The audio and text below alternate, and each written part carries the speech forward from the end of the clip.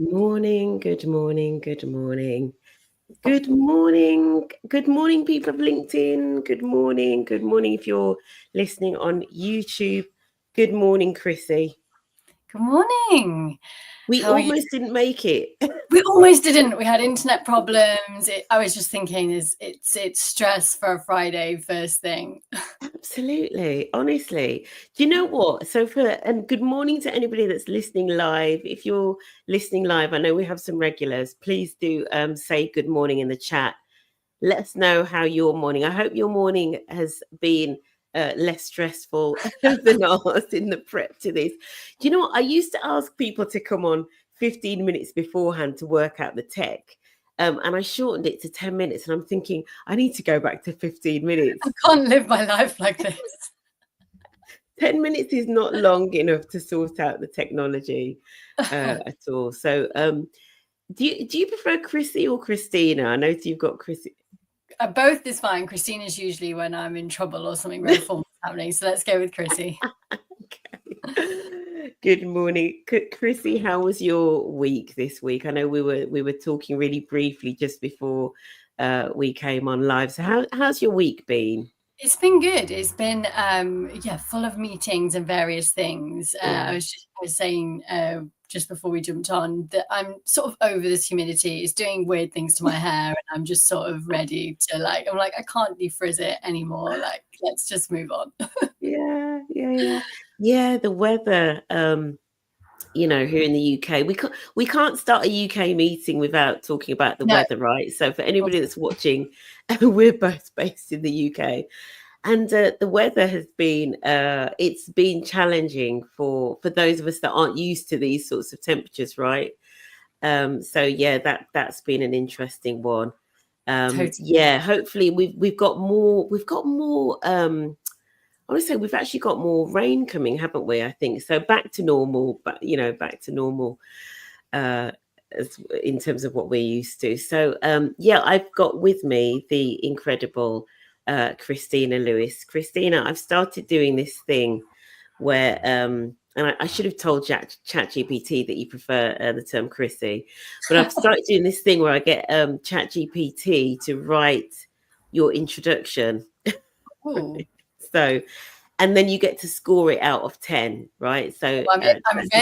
I'm ready to go. Yeah. So we'll score it out of 10. But before we start, Junior, you're first in. Junior Beeman, always first in. Hey, it's Friday. It is Friday. Do you know what? I so needed Friday this week. My week has been busy in the best possible ways. I've been teaching some ERG leaders. I've been catching up with some ERG leads down in London. I was doing a workshop on Monday. Yeah, it's been crazy.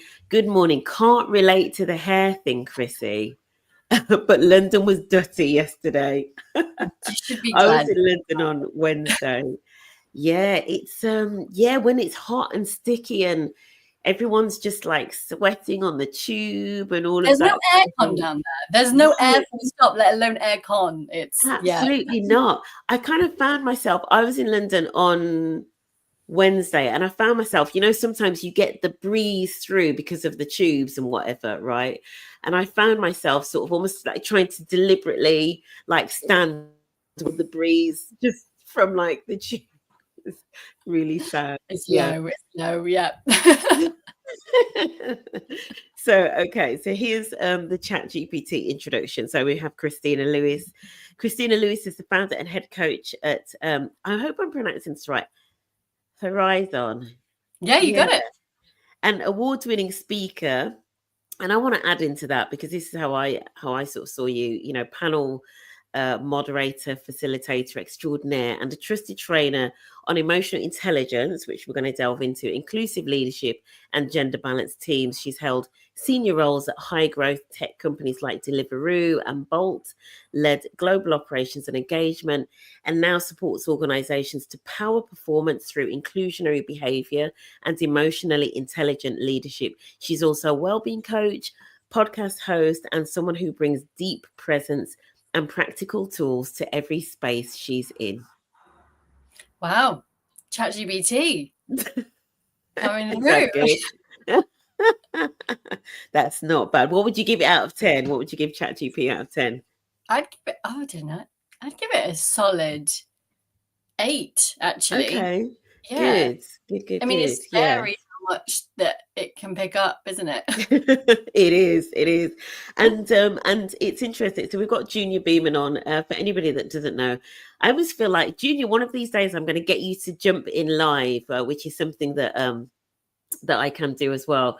So one day we'll get you to jump on live and join the conversation. Junior is also a coach actually in his day job. So Junior is, for anybody that doesn't know, Junior is global lead for NatWest's multicultural network.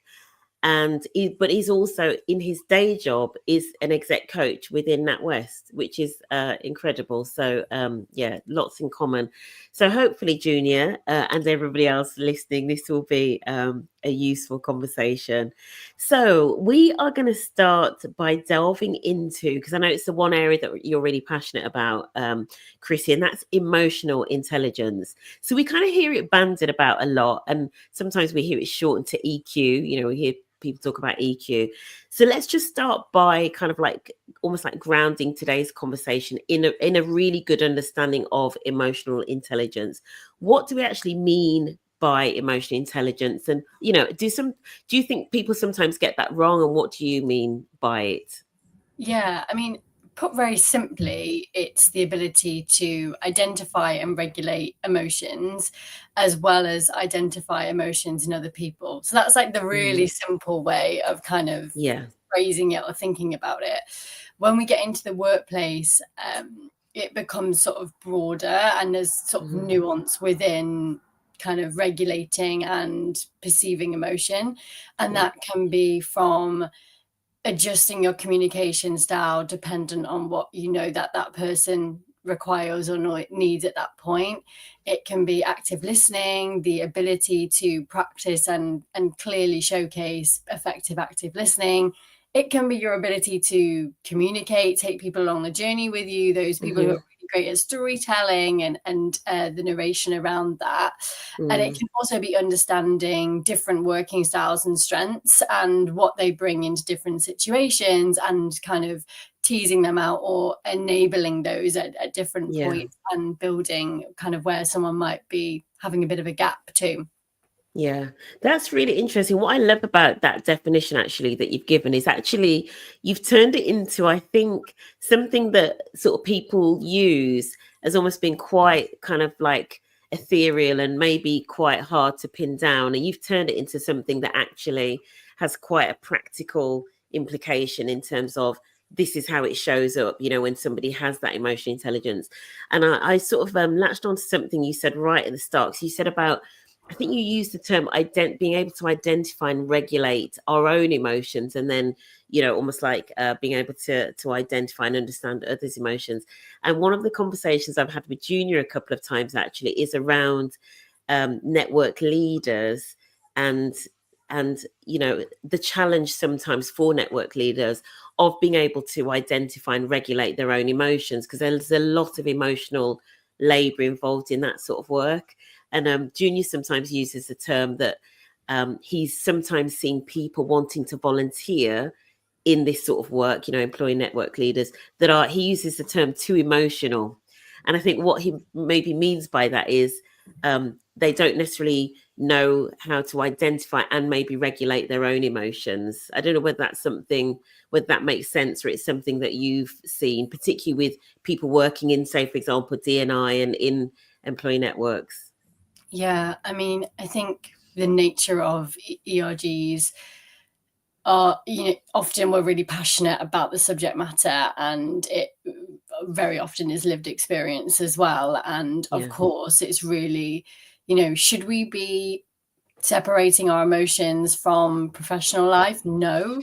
Should we can use them as a power to enable us to grow, but like anything, and I guess we'll talk about this a little bit more later as well, it's not a binary on-off switch. There's a spectrum, and it's how we kind of set our own boundaries and regulation through that. So yes, with ERGs, totally. And the reality is I've never met anyone without emotions. Emotions don't switch off as you come into the workforce. So our ability to navigate them and understand them isn't just a nice to have, it's essential. We all have them. As I say, they don't just magically disappear when we walk in an office or log on. Yeah. Yeah. Well, it's what makes us human, isn't it? And we're going to get into this literally in our first question. And this is a real contrast to last week's conversation, because anyone that was on last week will know that I had Jazz Razul on talking about AI. But we were talking about, one of the things that he said was humanity is the smartest form of intelligence still, and some of that is around things like lived experience and obviously emotion and all of that. So let's start almost like a segue from last week's conversation. So anyone that was listening last week, so AI and automation are becoming more integrated in the workplace. How can emotionally intelligent leadership make sure, ensure that we don't lose what makes us human? Yeah. I mean, it's a big question at the moment, right? And I think as we see AI automating things that ordinarily it would be, a full person's job to do, I do think there's going to be an increasing importance and navigation on what really makes us human and what really enables us to bring that value alongside kind of how we utilize AI to drive efficiencies. And for many of us, I think we've experienced maybe leaders who have become leaders by accident. There's that sort of whole accidental manager thing where maybe someone's been technically quite gifted at their role, and they've been in a workforce for a while, and time passes and they get given sort of a team, and often if companies don't have a strong kind of differentiation between individual contributors and team leaders, we sort of get managers historically who maybe aren't leaders, are just technically very good in one area. And I think as AI sort of, we lean into kind of certain tasks that AI would do that maybe lean more on the technical side, what we're expecting from leaders, I believe, is a much higher bar in terms of the differentiation between us and AI and what truly human skills, things like emotional intelligence, will have a much much more of a sort of need for that to be demonstrated more clearly. And I do think as we kind of grow into leadership, your actual soft skills are going to become something that really differentiates you. I think also it's considering how, with, and maybe this was mentioned last week as well, things like our lived experience, how we think thoughtfully now as an opportunity as we design agents and the data going into AI is only as good as what we put in, is only as good as the information that we provide it. And we've seen already biases, in tenfold coming out. There is an opportunity to build agents and build AI models with data inputted that is more inclusive and is more kind of considerate of varying communities. And that can be a real force for good. There's an opportunity here. So I do think the other aspect is, how do we utilize our emotional intelligence, and how do we utilize inclusive practice in many ways to build products that are better informed? And at the moment, we're just in this race, and we're not doing that pause and thinking about how we can make the information more inclusive. Absolutely. It's almost, as you were talking there, I was kind of, you were sort of talking about, particularly when you're talking about how, leaders who can be more emotionally intelligent, for example, or really develop those interpersonal skills will potentially then start to stand out, right? And I almost think it's the same, like generally in the workplace, because when you think about it, the workplace isn't particularly modern, if that makes sense, right? It's kind of built on this Victorian Victorian, industrialization almost, right? So I'm going a little bit philosophical now, so just bear with, there's a point to this. But effectively, what we've had for a long time in the workplace is effectively almost like using individuals as though they were machines, right?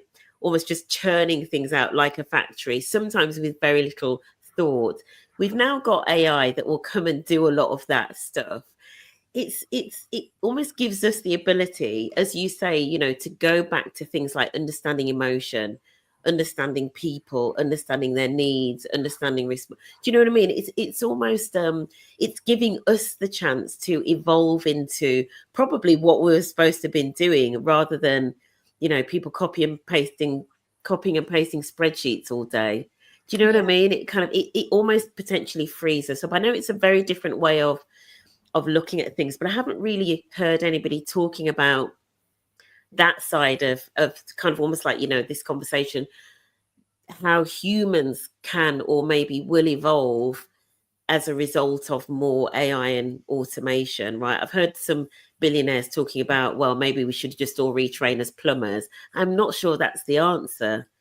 Or at least I don't think that's the only answer, right? Yeah, I think there's something about there's more to us, right? Yeah, and of course, there's the larger argument around what the future of the workforce will be. And yes, there might be more of a drive to kind of towards more vocational roles, sure, but people are still going to be in the workforce, and those people still need to be sort of supported, navigated, got the best from. And who's going to do that? It's us. And how can we kind of utilize those skills for good? And as you say, so much of the way we work to date, we know ourselves that we should be kind of leading in certain ways. We wouldn't have loads of trainers and coaches available to workforces if that wasn't the case. But why do we have them? Well, so often we fall into these patterns, we get distracted, we've got so many inbounds, et cetera, et cetera. If we can harness our kind of emotional intelligence and human skills, we know that there's more increased workplace performance. We know that it has an knock-on effect on retention. So there's so many wider benefits. Yeah, absolutely. So let's just think on something slightly related to that, but just around hiring diverse talent. So one of the things that you've said is that hiring diverse talent isn't enough if the culture doesn't support inclusion. We know that sometimes diversity is maybe an easier box to tick, but that inclusion one is quite difficult, right? So what role does emotional intelligence play in retaining diverse talent? Yeah. I mean, this is a really tricky one, because for so many people, particularly maybe in talent or within sort of driving DE&I strategy, we'll often look at kind of demographics and quotas in terms of what representation of the workplace looks like. And of course, that's really important. And it's really important that we're aware of that. But I think we fall into the trap of assuming that that is a solve for kind of inclusivity, culture and challenges in the workforce. And I have seen time and time again that that's quite a dangerous way of thinking, because if the culture itself doesn't support inclusive behaviors, then we're just going to mold that talent, whatever demographic they're from, into that culture, or they're going to leave. And a kind of another angle of this that I've seen so often is that diverse talent doesn't necessarily equate to inclusive behaviors.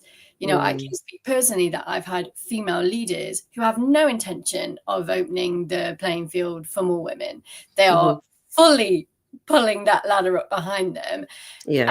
And on paper, that would be someone who'd meet a kind of, a demographic target of women in leadership in this example. But of course, it kind of falls across so many different groups. But in reality, they're not displaying the behavior that you would hope that through kind of that higher you are. And there's totally it's true. You if you can't see it, you don't feel you can be it. And that is really important. And that's why we should always be aware of kind of who we're recruiting and how we're recruiting and what that looks like. But in reality, emotional intelligence feeds into cultural intelligence as well. If you have leaders that truly understand the person, whoever they are, what they need, what's important to them, they understand their strengths, they understand their ways of working, you're going to be far more likely to retain diverse talent, because it's not necessarily about the fact, I'll give myself an example, I'm a woman and therefore I can, no. I can understand what different people need. I can understand cultural intelligence as well, and where people might come from. So I think there's something really interesting around actually emotional intelligence as a behavior to retain diverse talent, whilst keeping an eye, of course, on sort of diverse talent and quotas look like. Yeah, absolutely. I mean, it makes perfect sense when you think about it, and especially thinking about the definition that we talked about, at the top of the conversation around what emotional intelligence is. And what I love about it as well, is emotional intelligence to me is, when we think about for leaders specifically, it's about them seeing each person. When I say seeing, I mean seeing and understanding, and being curious and observing and listening and all of that.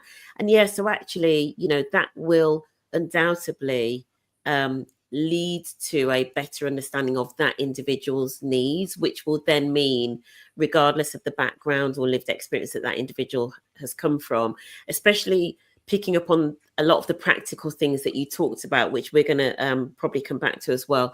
The practical behaviors, like the listening, the curiosity, the empathy, all of that is going to lead to individuals feeling as though they are, their voice is valued, etc. People understand the difference and the quality that they bring to the work. So it makes perfect sense in terms of how emotional intelligence would feed into that. And if there are enough, if there are enough leaders with that emotional intelligence, you start to create a culture across the board that is more inclusive. And yeah, absolutely.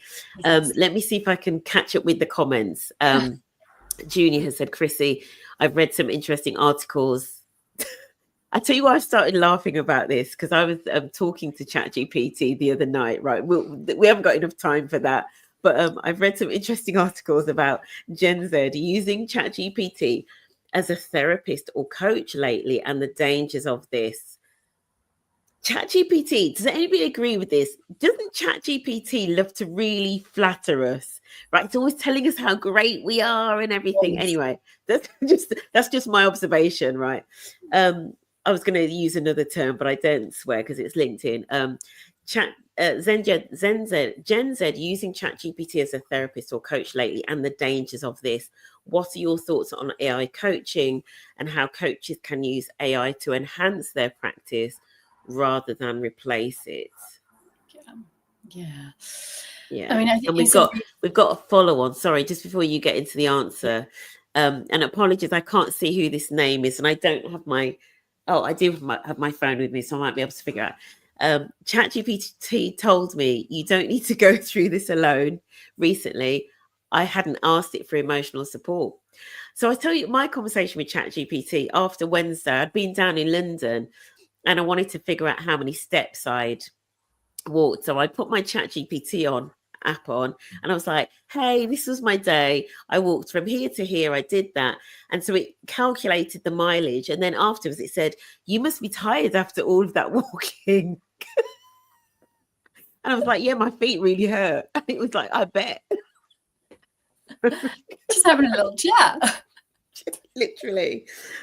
Okay, Chrissy, what are your thoughts about this and the dangers of potentially the dangers of using ChatGPT as a therapist or coach, and your thoughts on AI coaching and how coaches can use AI to enhance their practice rather than replace it? Really great question. It's a really interesting one, because I think there is, around sort of therapy and then separately coaching, there is a price point associated, and I do think that there is an opportunity as to how that can become more accessible as a tool and as a benefit to more people. And I think that it's easy for me as a coach and I'm sure others to sort of sort of be outraged by that, because of course there's training that goes into becoming either a coach or, you know, separately a therapist. There's plenty of kind of bias training that we introspectively look at. I do think that there's, though, something interesting around accessibility and kind of access to financial means here that starts to level the playing field as an interesting piece. Of course, in terms of, you know, how as coaches we can utilize it, I do think that we have inherent biases. So does ChatGPT and agents. Exactly. Yeah.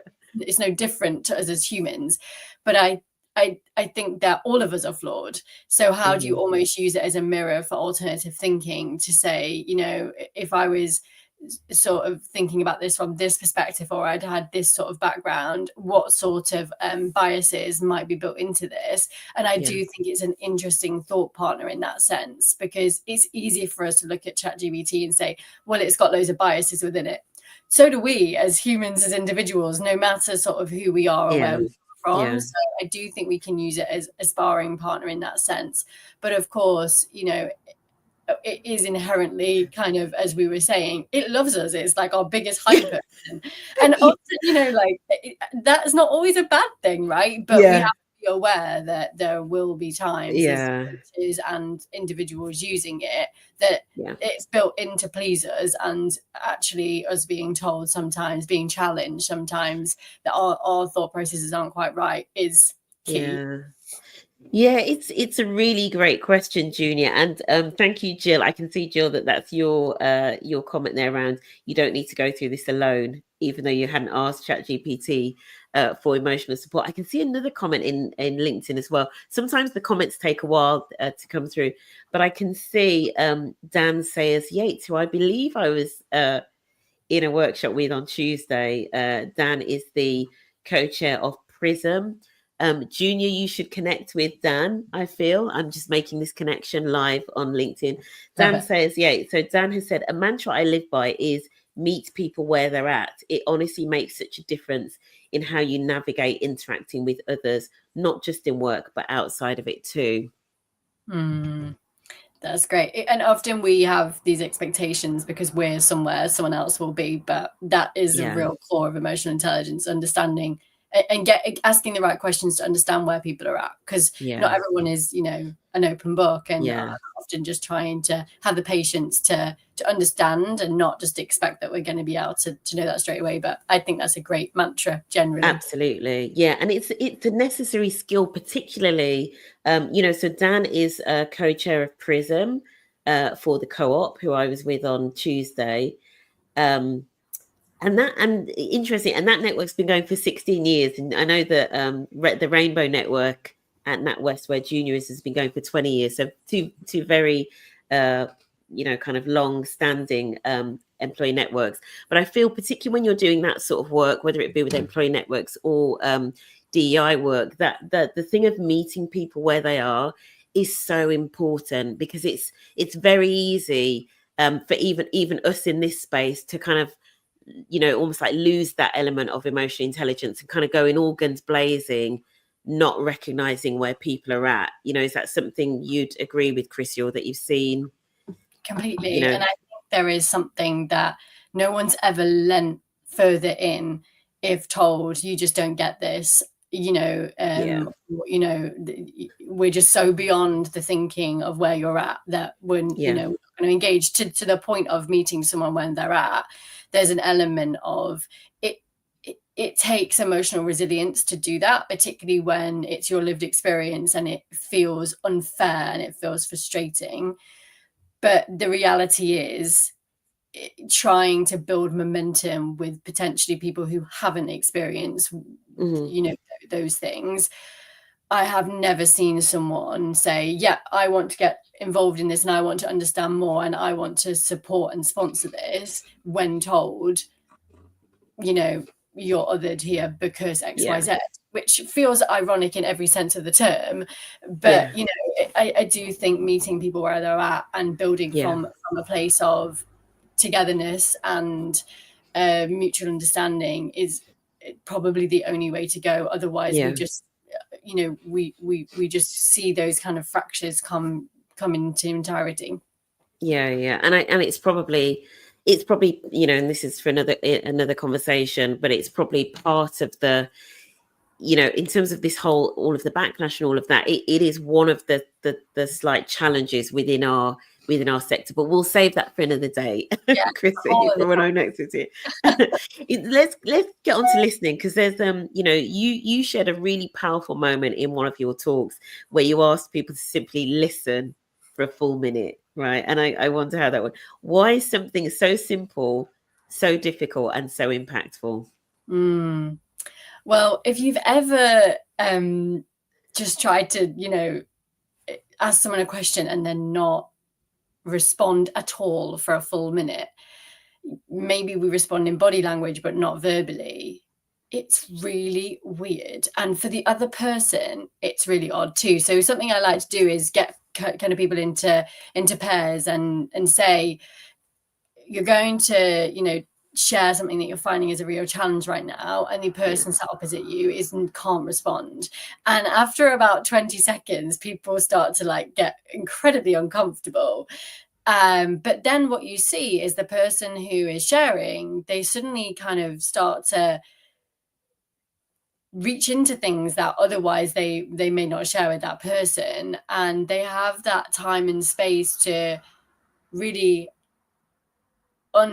uncover or go into more depth on whatever topic it is. And you can see that they're truly being listened to, and that person's eye contact, devices down, full attention. And when was the last time that you had a conversation with someone and you've truly felt that they were attentively listening to you without the need to respond necessarily straight away? And it does something really powerful to the room, because after about 20 seconds, you start to think about other things related to that topic. You sort of get past the real surface level, and people start to build on with other things.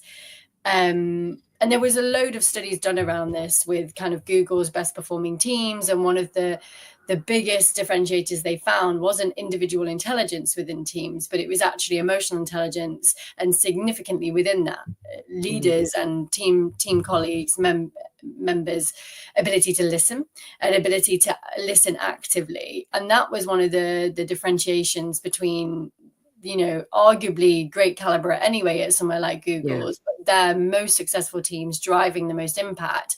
That was a real huge factor within the studies that they did, which I think is really interesting in terms of how do you build more of that into your day to day.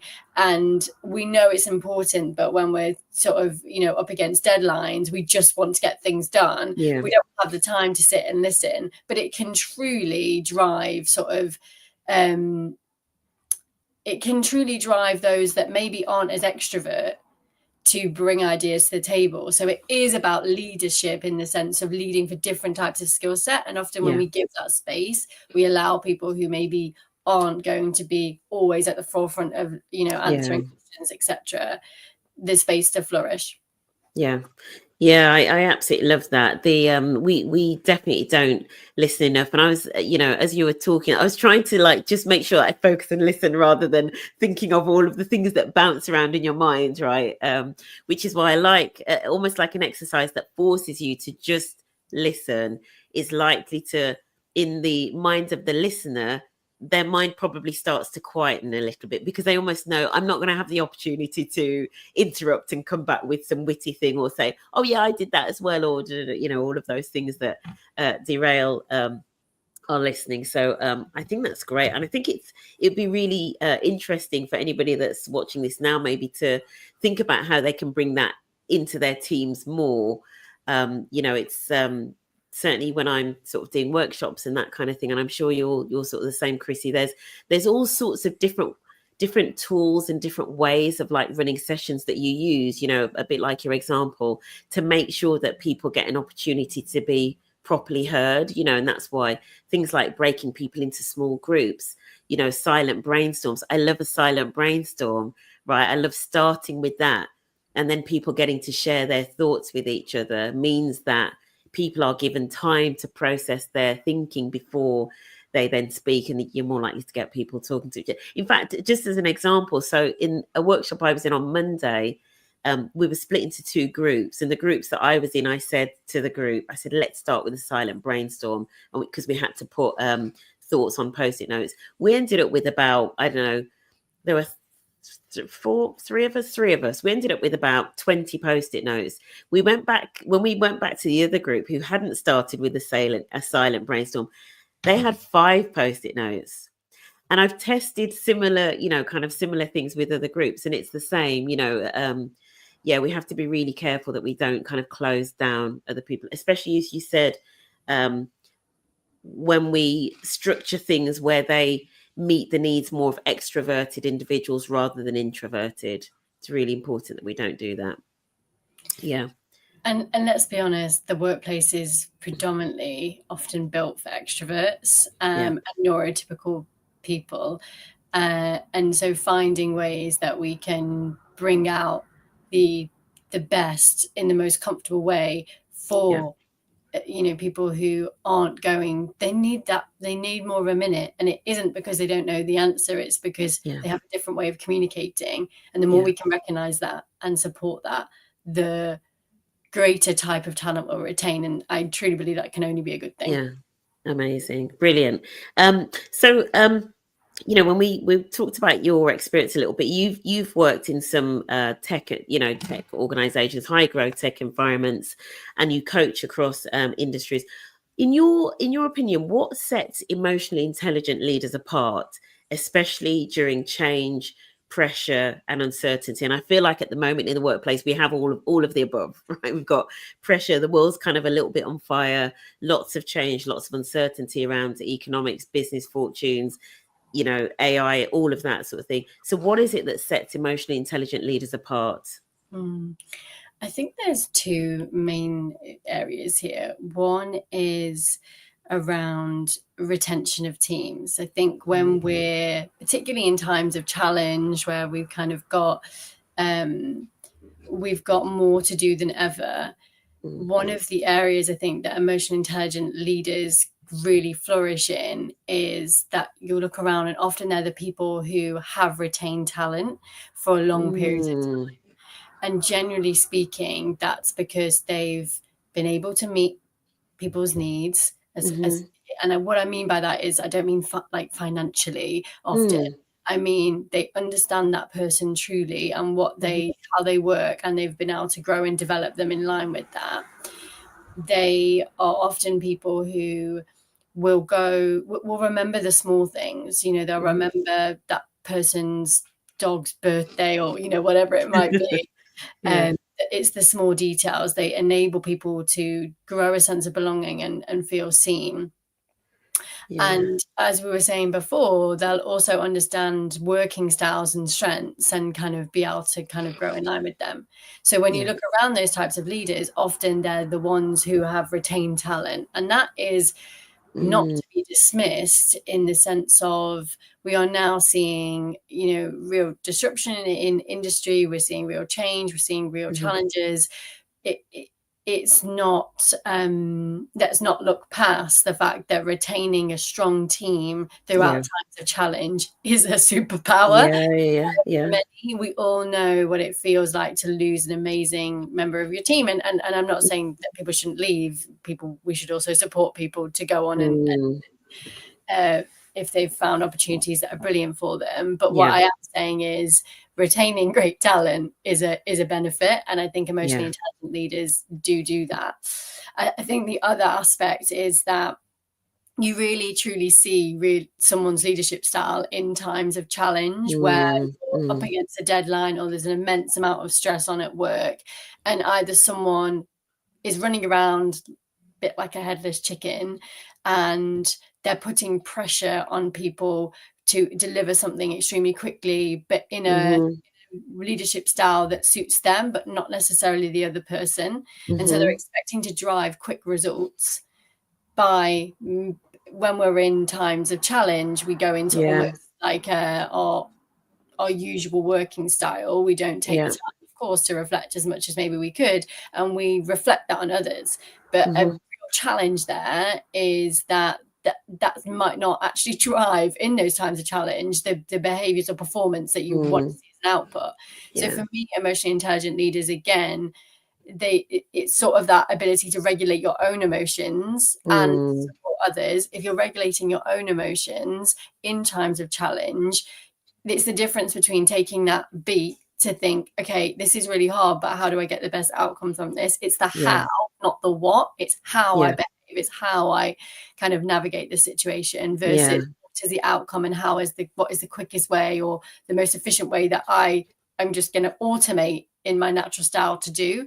And for me, again, we all go through periods of challenge and stress. And you mentioned, I've kind of over the last decade worked in scaling industries, and I think that's the difference that I've noticed, that there's often times of extreme stress and challenge, but it's the people who take a beat and don't do the default that actually have a more sustained career within the field. Yeah, that was so interesting. Really, that was so interesting in terms of, first of all, the thing about the retention. I think a lot of us could really, certainly those of us that have, for example, been with an organization that's gone through, a major change, a restructuring or something. What you said there about, the emotionally intelligent leaders tend to retain talent as they go through that. And I think a lot of us were thinking, gosh, that's so right, because as an old boss of mine once said, people with get up and go will often get up and go, right? And actually your ability or a leader's ability to retain in those high pressure, high stress environments with lots of uncertainty, it really is a test to the strength of that leader, strength in terms of this world, right? The emotional intelligence. And something else you said was, you said about the small things, so how they do this in small ways in terms of, making their people feel seen.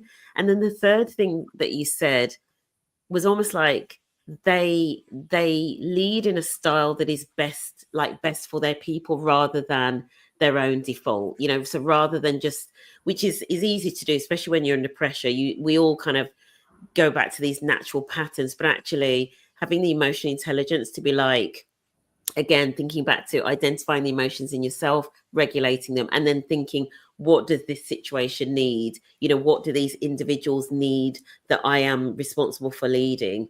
It's like chalk and cheese, right? In terms of then the potential output and the leadership style. It's just a really interesting way of thinking about it.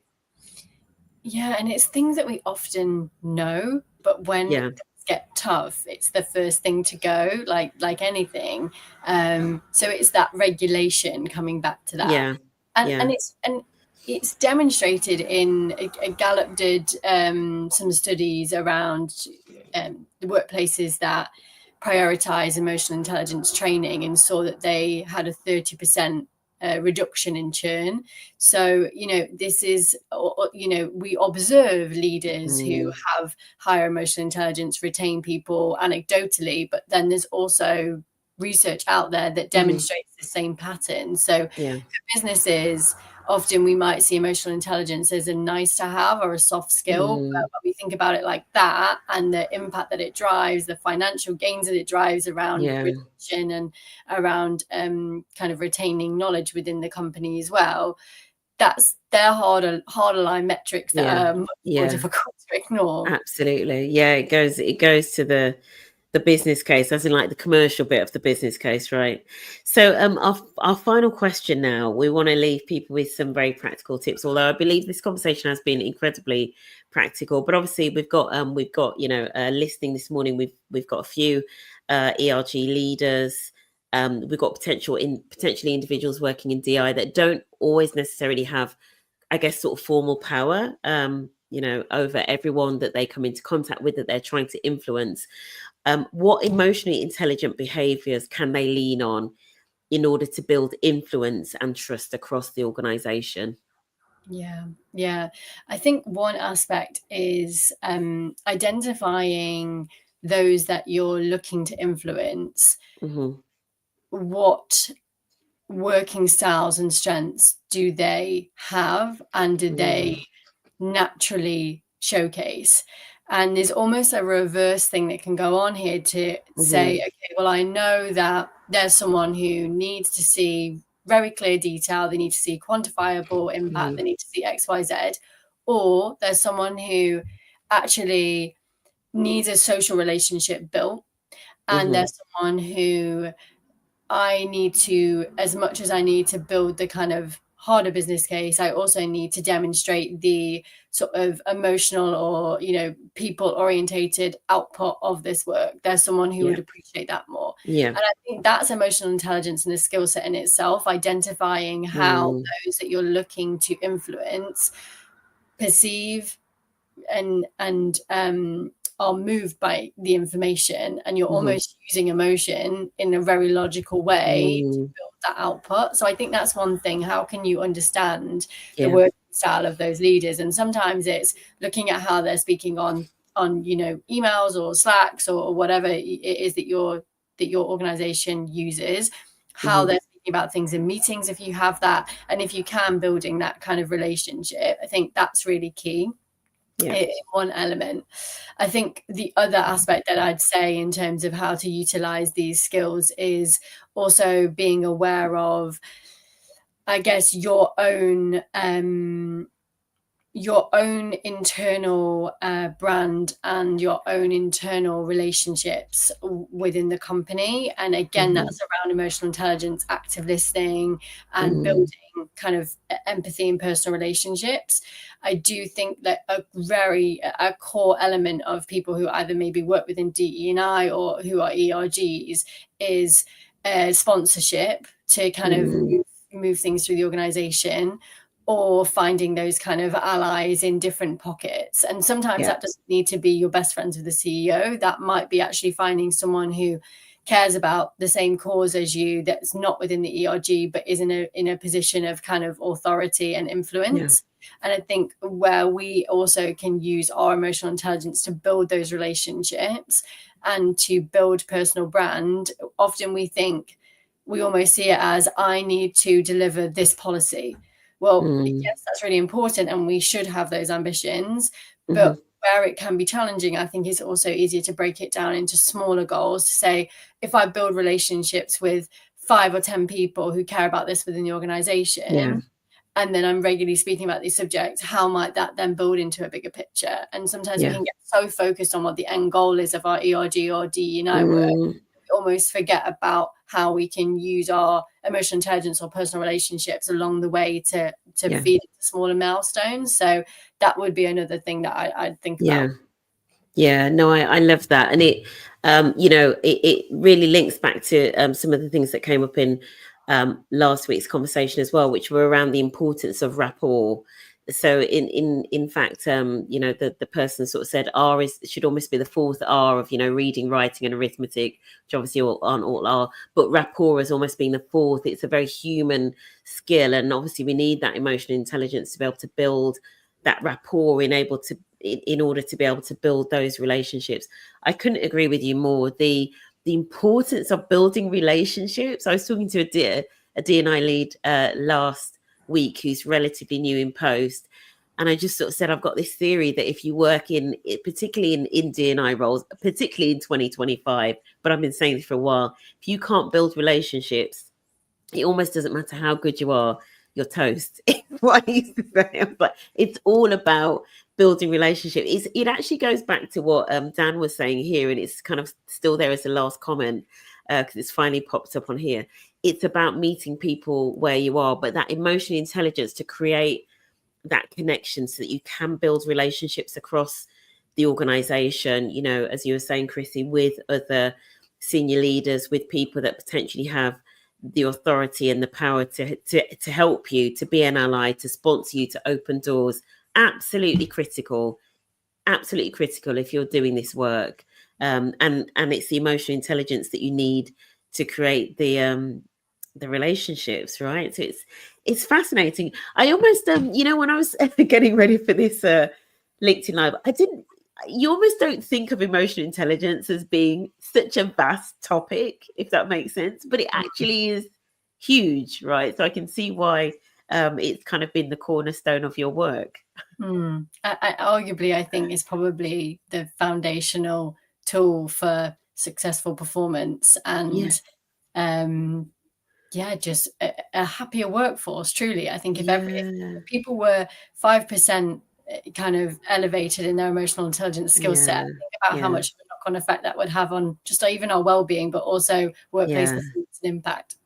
Absolutely, absolutely. We're gonna wrap things up, but I always like to leave people kind of like with the one thing. What's the one thing? So for anybody that's listening to this today, what would you say to them? Maybe it's like the one thing that they could do to start on that journey to becoming more emotionally intelligent in their leadership. And not obviously, and when I say that, I mean us all as leaders, right? Yeah. Yeah. I would lean into more active listening. I Yeah. think if you can quieten some of the voices in your head that are kind of saying, oh, what am I going to say next? Or does my hair look weird? Or whatever it might be. Yeah.